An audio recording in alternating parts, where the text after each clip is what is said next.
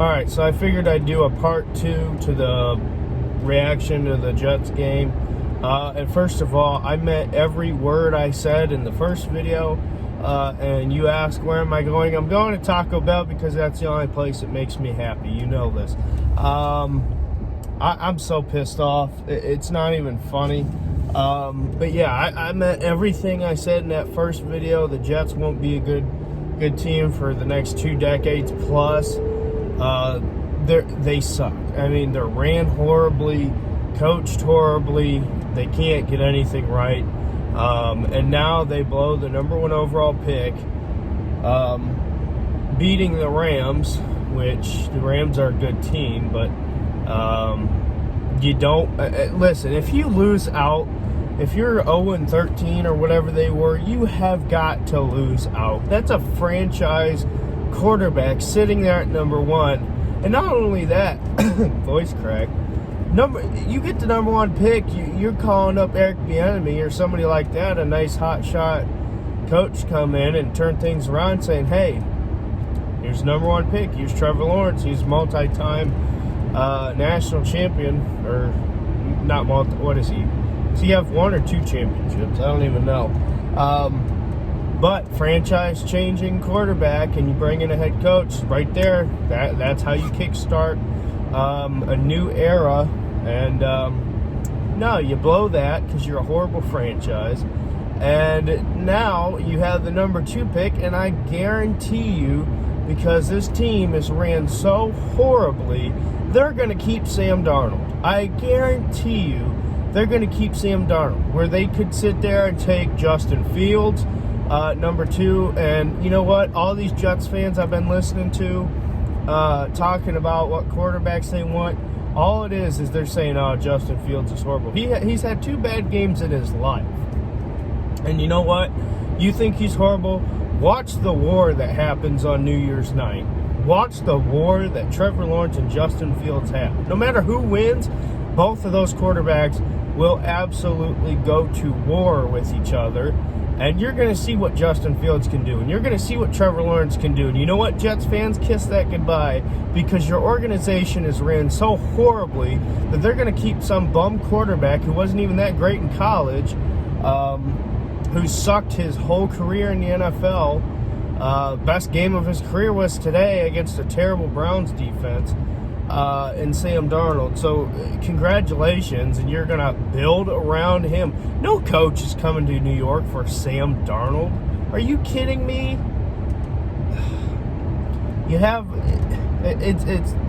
and you know what? I hope to God that the New York Jets extend Adam Gase, because he's won these 2 games. I hope they do. I hope you suck for the next 4 or 5 decades. I hate the Jets. I always have. I just don't like the Jets. I don't. You're a little brother to the Giants. Your colors are horrible. Your uniforms are horrible. I just don't like the Jets. I don't know. You know, it's stupid crap like that is what sets me off. I don't like the Jets. But anyway, so you blow all that. You know, you trade all your good players, and you know, you're probably going to I think Douglas is their GM, probably going to draft a bunch of bums. You know, Jamal Adams is the happiest man on earth that he's on a good franchise, and you know, with a good quarterback, on a good team. But you know what? Congratulations, New York Jets.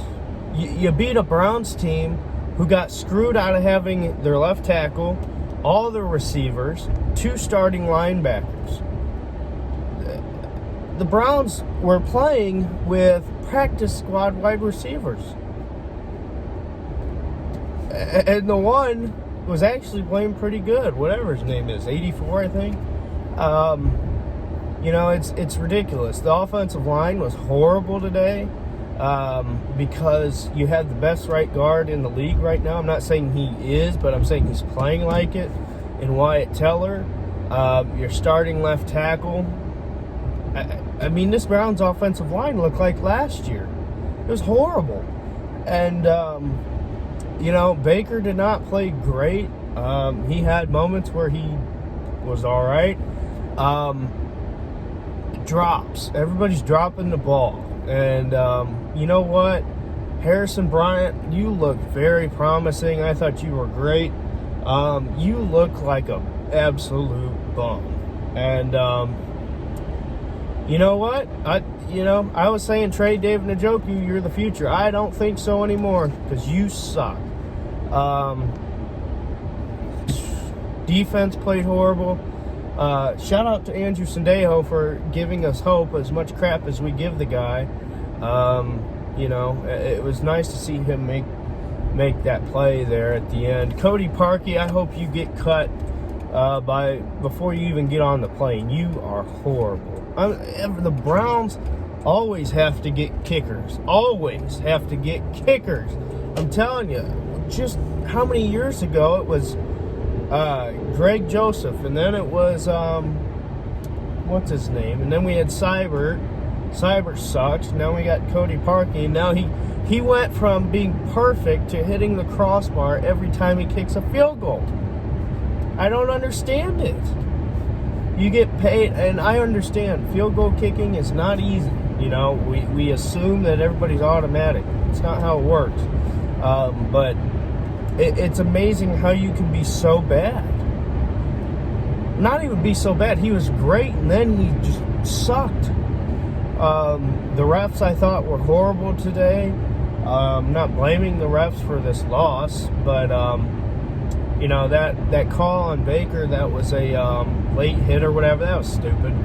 I thought the Jets were holding the receivers all day, and I don't even know if they got a call, but it's just ridiculous. And now I think for the Browns to be in the playoffs, they have to beat the Steelers, or they have to have some teams lose. And you know what? The Browns are probably going to miss the playoffs. They are. The Steelers are getting hot. They're going to want to spoil it because, that's what always happens with the Browns and the Steelers. It's ridiculous. So, you know what? Is the season over? Maybe it is. Maybe next week the season's over. But you know what?